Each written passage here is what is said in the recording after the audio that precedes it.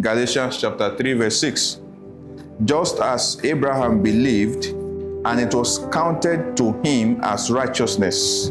Know then that it is those of faith who are the sons of Abraham. Abraham believed, and it was counted to him as righteousness.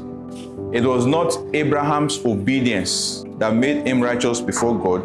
It was Abraham's faith that made him righteous before God. But then, Abraham's faith will produce obedience. So true faith produces obedience to God's instructions. And to put it in a proper context, the righteousness we have is called justification. And our obedience to the instructions of God is sanctification. Sanctification is the means by which we grow in faith.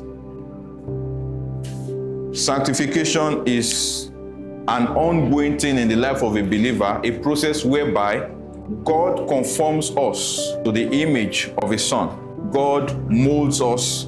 God works in us, both to will and to do of His good pleasure. God begins to sit on our lives and begins to remove those things that make us, that hinder us from being like Jesus. All right? So that process where God works in us to produce righteousness, to produce obedience, is called sanctification.